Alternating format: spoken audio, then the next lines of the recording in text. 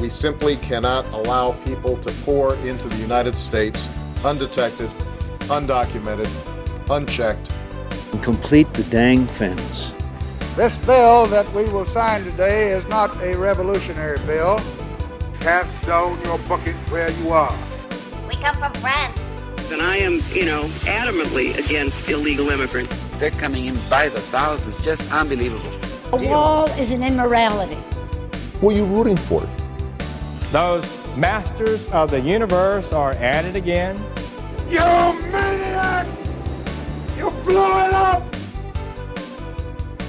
Welcome to Parsing Immigration Policy, the podcast of the Center for Immigration Studies. My name is Mark Krikorian, Executive Director of the Center, and we're going to be talking about a new report we released this week, authored by Todd Bensman on our staff, based on data that we had to sue out of the federal government. We had submitted a Freedom of Information Act request, a FOIA request, which is a process you have to go through to get the government to release data that they're supposed to be releasing anyway. They didn't comply within the deadline that's set by the law, and so we sued them, finally got the information, and Todd wrote it up in two reports that are on our website now at the slideshow at the top. And Todd will tell us a little more about them, but the basic point is data on how the CBP One, CBP is Customs and Border Protection, CBP One is a cell phone app that allows people overseas, foreigners, to schedule their illegal immigration into the United States. As you can imagine, it's something the Biden administration has not wanted to give a lot of details about. Where are these people coming from? What are the total numbers? That sort of thing. Todd managed to pry it out of DHS and wrote it up for us, and there are some the numbers themselves are important, and there's important implications. So, Todd, thanks for joining us, and if you could just give a little primer on what it is that we were trying to get information about. Sure. Well, the CBP One scheme, which is, as you described, this sort of strategy to bring people who were going to cross illegally over the border through an official kind of established port of entry through the buildings there that anybody would enter, so that they don't add to the congestion and clogging and, especially scenes that look terrible from a Fox News drone at the riverbank. So this was announced in a big way in January of 2023. And it struck me at that time that they were pitching this as though it was something brand new. But I had already been to the border for a year and a half earlier and had seen this in operation, and then in Reynosa, Mexico. And then I saw it again and wrote about it in Mexicali, Mexico, and in Tijuana, that it had been expanded. And so I knew that it wasn't brand new. The administration also announced mainly that this thing was going to be for four nationalities only, or they suggested that it was going to be for four nationalities only: Haitians, Cubans, Nicaraguans, and Venezuelans, because those were the most numerous. So they're going to bring them over the bridges. And the point was they were the biggest illegal crossing groups, and so they were trying to funnel them through the so-called legally, in quotes, so that it wouldn't look as bad in the Border Patrol statistics. That was basically the point, right? Exactly. Lest they be added to the Fox News drone footage, down at the riverbank, which looks terrible. At any rate, I realized that in my earlier reporting, I had met people from all over the world who were going through the CBP One parole process in Tijuana and Reynosa and everywhere else, and that it wasn't just the four nationalities. So just to fill in for listeners, a wannabe illegal immigrant would schedule his illegal entry to the United States through this app, show up at a port of entry, be let in, and they would do some kind of processing, paperwork, checking, or whatever, and then they're paroled into the country, which allows them to get a work permit for a certain period of time, and they could renew that after a while. But it's all outside the law. In other words, these people have no legal right to come into the United States. The administration is just letting them in. Right. It's an ad hoc kind of admission program that the administration just created outside of the authority of Congress, which usually does that sort of thing. There is litigation. Texas and a bunch of other states are suing to shut it down. But, those things take time. So at this point, nobody has officially declared in a court of law that it's illegal. But a lot of people definitely believe that this is something that's extra legal for sure. Right. And in the meantime, they're bringing in 30,000. They said they bring in 30,000 of just those 4 nationalities a month. But then every time I went down there, I noticed that there were all these other nationalities in the line. Mm-hmm. Kyrgyzstanis and Mexicans everywhere and Hondurans. And it wasn't just those 4, but, every month the administration produces what's called an operational update, which is all the activity for the month. They have a section for these land port entries where they only ever talk about those 4 nationalities again. So over time, I came to understand that they were sandbagging on the country. They were just not interested in disclosing really how large it was and all the different nationalities. So we filed a FOIA for the information at the center back in late March, I believe it was. And they ignored us. Mm-hmm. They also ignored a number of members of Congress who were also very interested in knowing the totality of the program. And they ignored those letters too, requests for information. Right. Basic requests for information. So then it just became obvious after they blew our deadlines that, we were going to have to take a harder measure. Nobody wants to go through litigation. It's a pain. It takes time. It costs, time and money and all that. But, as you're the one that authorized it. So we went ahead and sued. And just so people know, we've actually expanded our FOIA operation significantly. We now have a full-time attorney whose job is filing these FOIA requests, working with the staff on what to ask for, how to ask for it, and all that. And then if they don't get a response, to file lawsuits. And we also have a button on the homepage. You'll see it, cis.org. It's a whistleblower button.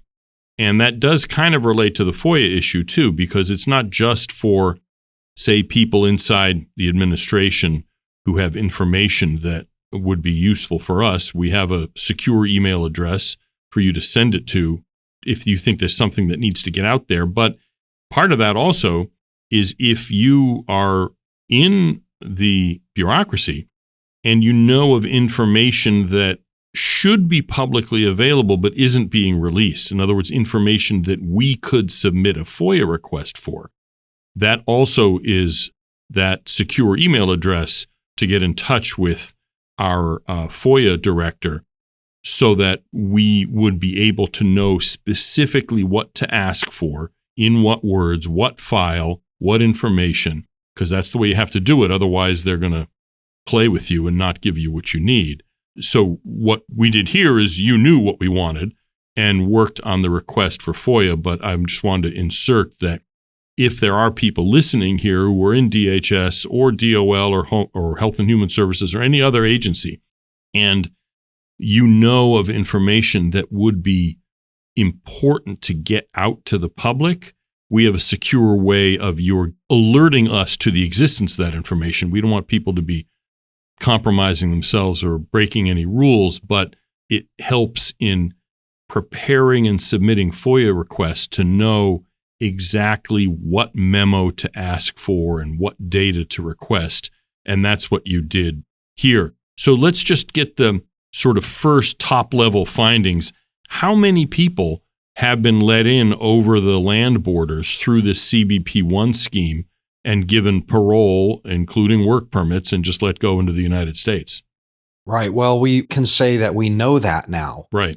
249,000 plus just from the inception of the program, which a lot of people who follow these things only think that it started in January of 2023 when they made a big to-do about it. Right.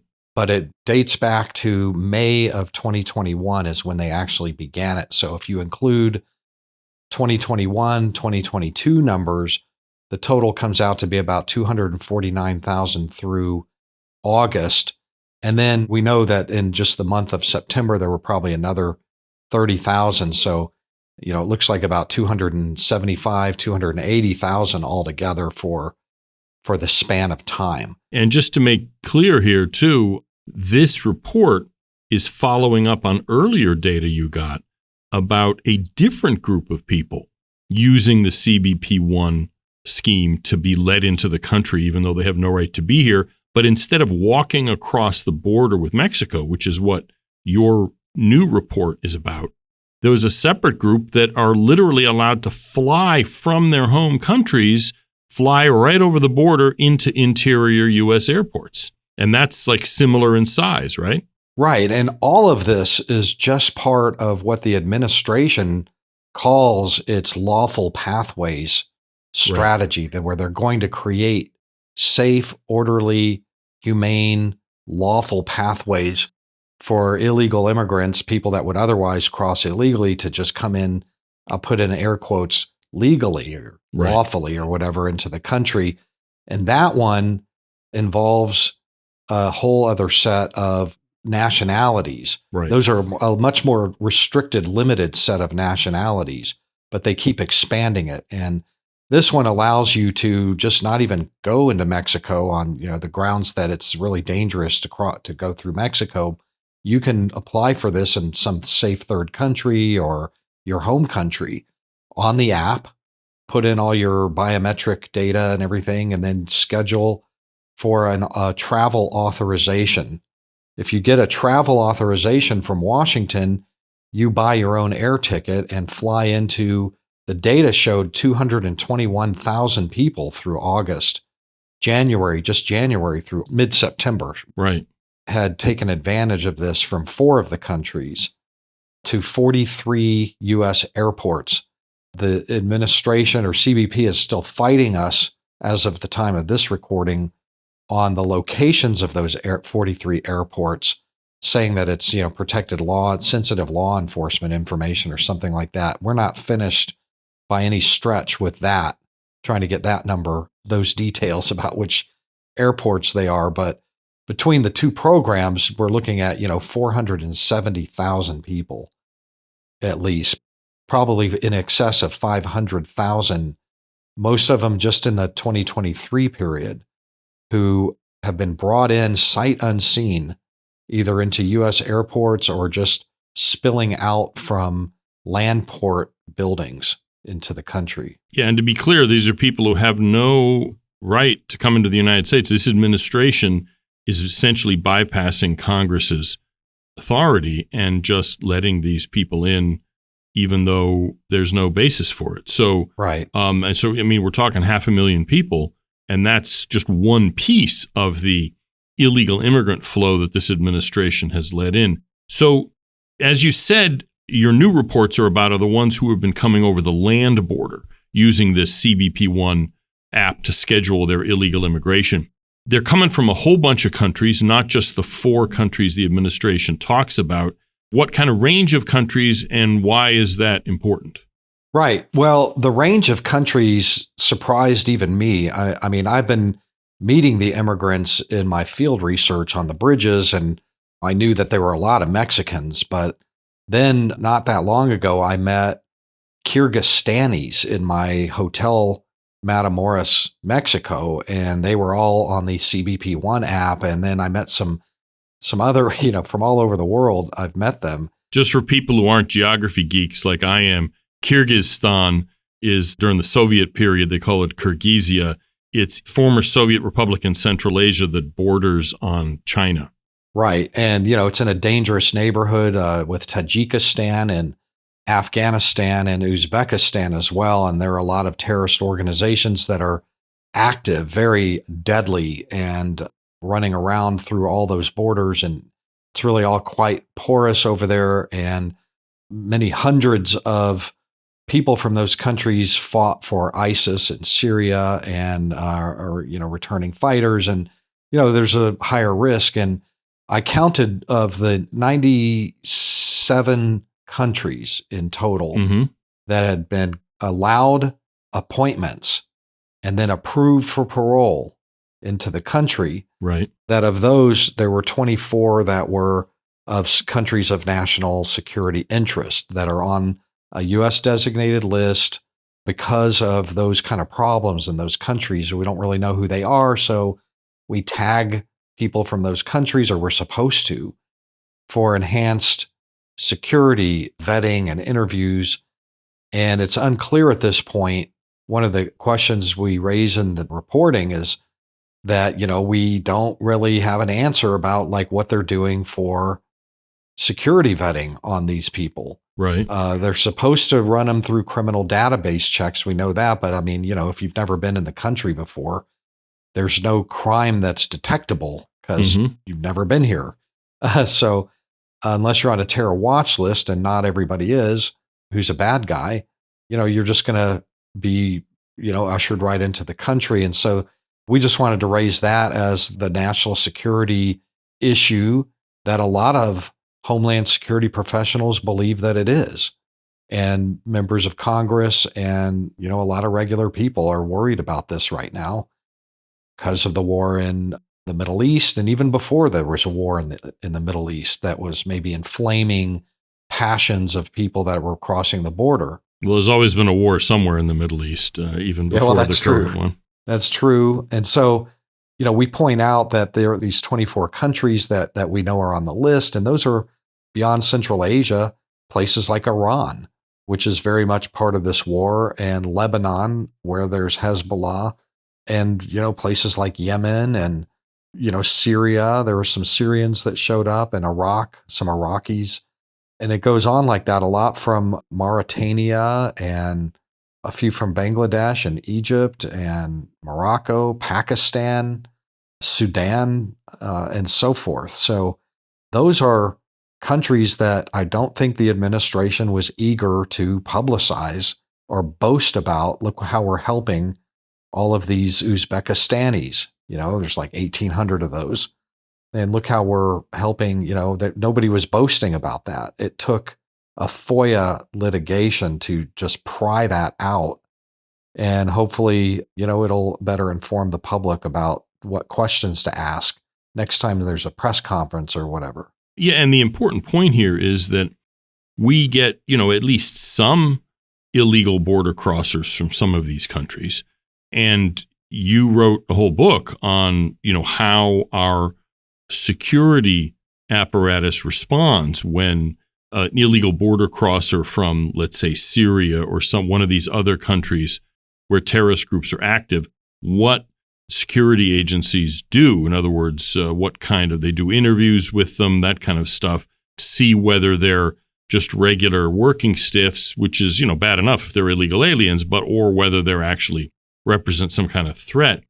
But what this is about, that you've written about, using the CBP One app, these people are being ushered into the United States. The Biden administration is affirmatively saying, yes, we will let you 1,800 Uzbeks into the United States. And that's a very different thing, both in principle, but also in scale. Because, if you had, one Uzbek a week, for instance, I'm not picking on Uzbekistan in particular, but it's just in front of me. It's easy to do more intense interviewing or what have you to see whether the person is a bad guy. If you're getting dozens of them over the period that you looked at, 1,800 just from Uzbekistan, what kind of actual investigation can you do with that number, that volume of people? Well, that's the question. Not much. I testified not long ago in September to the subcommittee of the House Judiciary Committee about this very thing. And, I pointed out that we had so many special interest aliens, is what they call them, or special interest migrants is what the Biden administration calls them, because they don't like the word alien. We're coming over.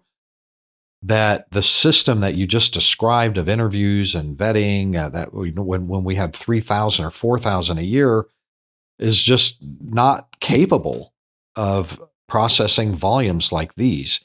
that are coming in illegally. The Daily Caller said 75,000 in just 8 or 9 months of 2023 instead of the 3 or 4,000 that they normally get. Right. And, you make a very important distinction, because the ones that are crossing illegally, we just sort of don't have a choice in that. We just have to contend with them when they enter of their own volition. Right. But with all of these nationalities that we are approving for CBP One appointments and parole is done by affirmative choice. We don't have to choose them. We could deny their applications for appointments and parole. But this is an important distinction, because we're not about 7,300. We just chose to bring in, and I have no indication at all at this point that the vetting of people that we choose to bring in from those countries is anywhere near as what it needs to be to assure the American public that, they're not going to come in and do something. In other words, the Biden administration is knowingly overwhelming our ability to do the kind of close vetting and interviewing and what have you that is warranted for people from these potentially dangerous countries. That's right. And, the administration needs to be asked about what they're doing here. I didn't have time between the time we got this to go after, but I mean, surely now that the information is out there, there are responsible people who have a reasonable expectation of getting an answer about, like, what are you doing to vet the people that you choose to affirmatively stamp for approval to come in this way from those countries. Now, you had spoken to an anonymous source that you referred to who said they are doing some kind of enhanced vetting of people that are being approved through this appointment scheme, but come from one of these dangerous countries. But what can running their names through a couple more databases say, like with classified information, how much could that really help? How much does that really improve the vetting if you're not sitting down and interviewing them and, checking all the stuff in their pockets and all their paperwork they're carrying and everything else? And how much good does it do to, run their name through 3 other databases in addition to, say, the 2 of them that everybody else gets run through? I did reach out to somebody who is directly involved in vetting CBP One applicants who come in for parole over the bridges and knows all about this. Right. And the information I got back was that the special interest migrants or aliens that are being brought in through this do go through another round of checking through classified databases. Right. But not much else. But then even this person said, but, if they've never registered on anybody's intelligence radar anywhere in the world or in our federal databases, intelligence databases, then there'd never be a hit. They would come out as clean. We don't have everybody who should be on a terror list actually on the terror list. There are a lot of people from these countries. They're coming from countries that have terrible intelligence services, don't bother to collect this kind of stuff.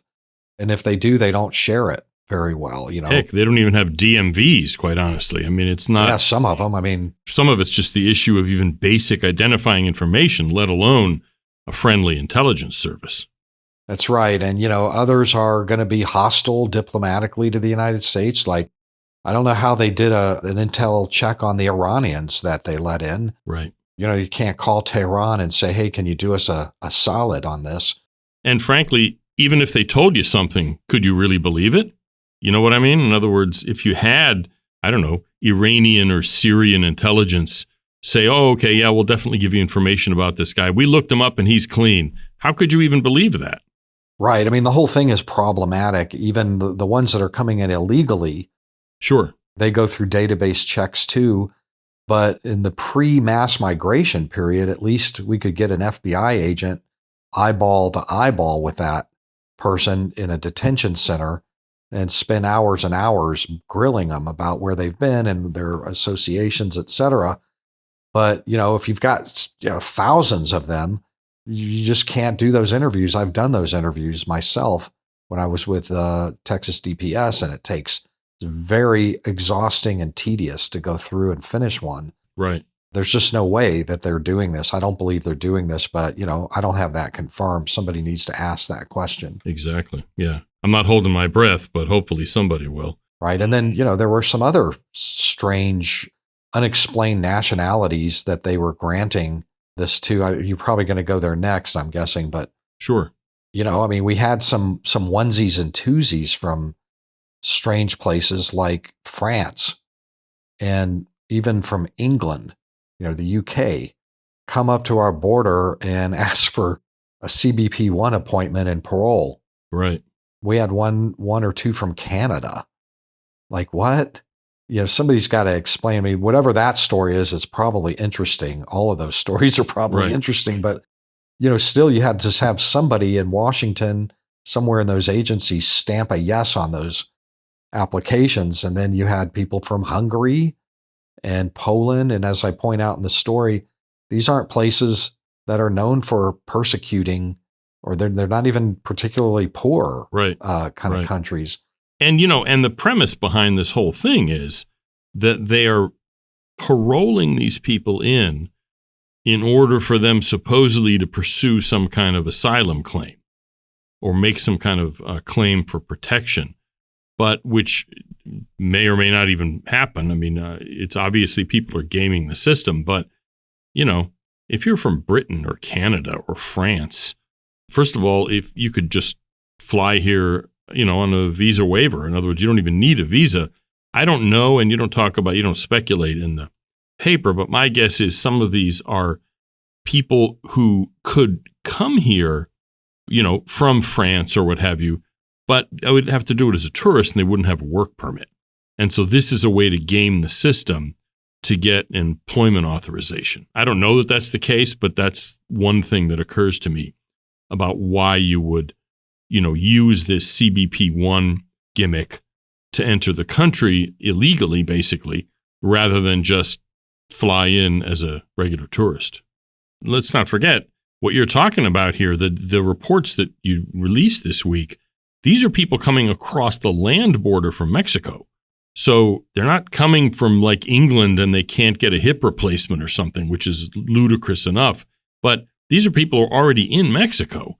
Like I met earlier this year, I was on the Arizona border. These people were not using CBP One. They just walked across the border illegally and were let go. But they were from Georgia, the Republic of Georgia, and had flown to Mexico, to Cancun from Paris, and then took a bus up to the border. Everybody who's been using the system or the CBP One system that we're talking about here, crossing the land borders, has gotten themselves to the Mexican border already. And then they're using this as a way to get across and into the United States. Right. And so whoever stamped yes on those, I'd like to ask them, what were you thinking? Yep. What was this all about? Was there really no other alternative for that person to enter the U.S. to get whatever it was that they want? They get a work permit is the big distinction. Right. And I have met British subjects who have been in line for legal immigration applications for years and years and years, very frustrated about it. Right. Can't get in, it takes too long or whatever. And I could kind of maybe see one of them just saying, you know what, I'm going to throw up my hands and try this. And then it worked. Right. I wonder if that's what it was. It's kind of like, Americans even make this joke, it's, why don't I go to Mexico and cross illegally and then I'll get free health care or something like that. And so arguably this, it could well be this handful of people are kind of doing that same kind of gimmick. So there are also some other, before we finish up here, some other nationalities. There were large numbers of Russians. Isn't that correct? Yes, that was a surprising finding because the Russians were in about 24,000. It coincided with the war, of course.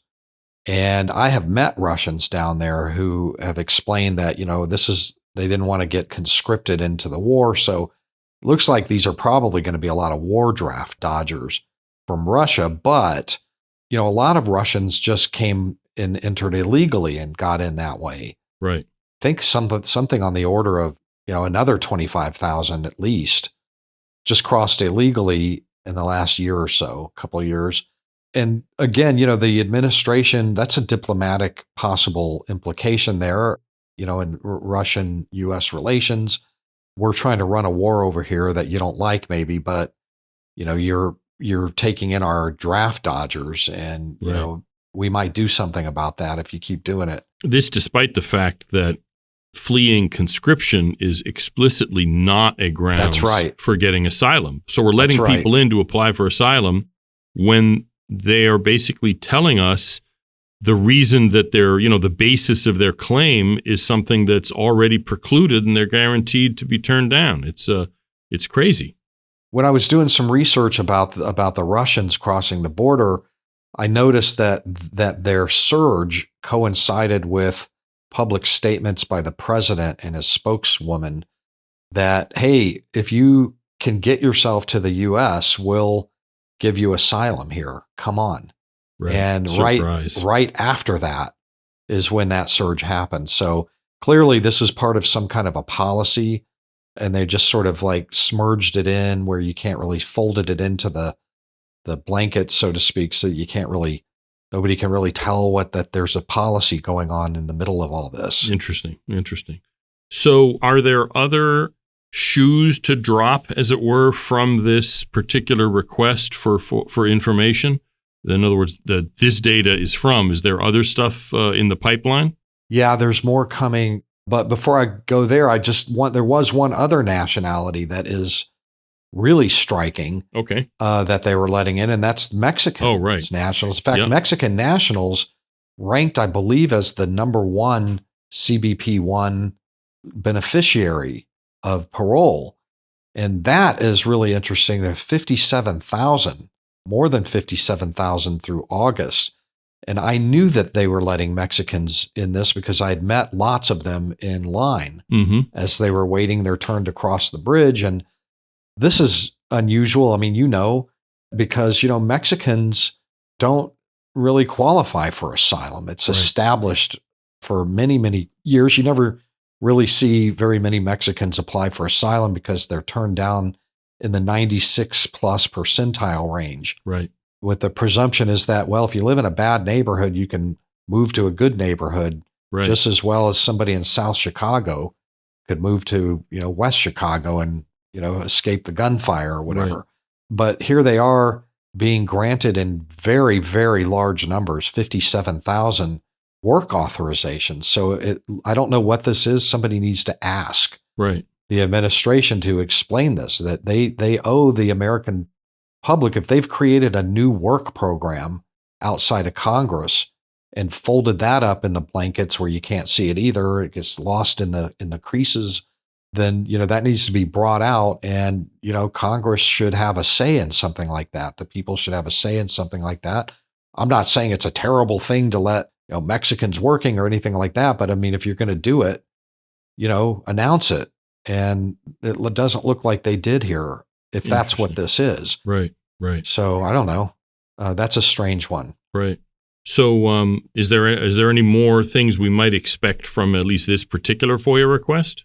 Well, we're still in negotiations. They're foot dragging and resisting every step of the way. Every line item in my FOIA, we are having to negotiate and battle to try to avoid court. At some point, we may actually end up in court. But one of the data sets that I'm very interested in receiving that we asked for, and they said that they have it, are the 43 airports that they're flying people in from foreign countries and dropping them in there, like in the northern cities, I suspect, like New York and Chicago, those places that are being flooded and having a big problem absorbing unfunded burdens like that, are blaming Governor Greg Abbott for busing them in. I strongly suspect JFK and Chicago O'Hare and Boston, Logan and all of them are probably on the list. Right. And those would be Biden flying them in. And I'm sorry if you don't like the political optics of that, but it's not law enforcement sensitive. They're claiming a law enforcement exception for providing the names of the airports. So we'll see what happens with that. And then the center has just filed a lawsuit, another FOIA lawsuit over the nationalities. We're seeking nationalities and locations and group affiliations of people who crossed the border who turned out to be already on the FBI's terrorism watch list. Right. We've had a record number of those in the last 3 years, 270 that they've caught that we know of who flagged on the FBI terror watch list. And this data is provided on the CBP Gov website. Every month you get to see how many more they caught, but there's no illuminating details about it. Like, it doesn't tell you how many might be affiliated with Hamas and Hezbollah, which would be very useful right now, for example. For sure. Or if there's some other foreign policy thing happening in some other part of the world that we would want to know if those nationalities are coming in, and they're not giving it to, they're just ignoring us, actually. They just ignored us into oblivion, really, except that we're not disappearing into oblivion. We're suing on it now. We just filed October 13th, so keep your fingers crossed on that. Well, very good. Thank you, Todd Bensman. The reports we published this week by Todd are the result of prying this information out of the supposedly most transparent administration in history. Right. And they're grouped together on our website. One is called New Records Unveil Surprising Scope of Secretive CBP One Entry Scheme. And the other report, the companion report, is Thousands of Special Interest Aliens Posing Potential National Security Risks Entering via CBP One app. So neither one is like an encyclopedia. They're both pretty concise and give the information that we managed to get out of the administration and the context that Todd is able to bring to it because of his extensive reporting down there on the border. So thanks for joining us, Todd, and I'm sure we're going to have you back because this issue isn't going away. Thank you. Appreciate it. And finally, I wanted to draw your attention to a couple of blog posts that were on our site this week that look at the end of the fiscal year situation at the border. So the federal government's fiscal year ends September 30th. So the data was for the fiscal year that ended. It was FY 2023. We're now in FY 2024. I don't know why they came up with fiscal years like this. I'm sure there's some good reason for it. But the government belatedly released the information for the previous fiscal year that just ended. They released it on a Saturday morning, hoping, I guess, nobody would notice. We noticed. Andrew Arthur, in particular, who follows this very closely for us, wrote a couple of blog posts. First one, Truly Wretched Border Stats, released in the Saturday morning news dump. And the other, More Startling Takeaways, from CBP's Saturday morning news dump stats. And you probably have heard already a little bit about this if you follow the issue, but it's the worst situation at the border that it's ever been. When you put everybody who was so-called encountered at the border, that's the politically correct term that the Biden administration uses for illegal immigrants coming, either sneaking across the border or coming through ports of entry, as we talked about yesterday, or coming through ports of entry, as we just talked about with Todd. There were 3.2 million such encounters. Illegal immigrants either at the northern or southern border or at the ports of entry, a 15% increase from the total number in the previous year. So it's only getting worse. They're coming from a wider range of countries.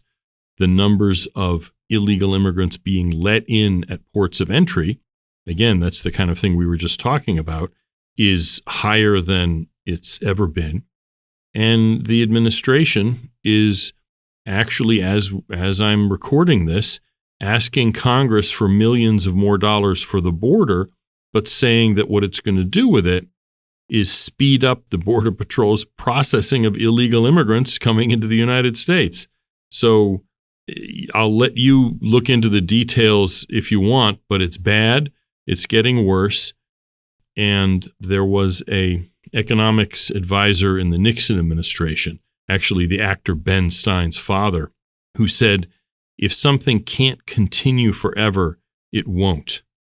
And I don't see how this can continue, but it's been getting worse every year the Biden administration has been in power. We'll see if that trend continues. I'm always loath to say it can't get any worse, because whenever you say that, it always gets worse. And I think it's probably going to be getting worse. And we will be here following it at the center, both with our research and our podcast. So please tune in. Future podcasts, you can subscribe at any podcast platform you like. Leave us a review or a rating. Or if you have any compliments, criticisms, or suggestions, feel free to email us at center@cis.org. Until next time, this is Mark Krikorian.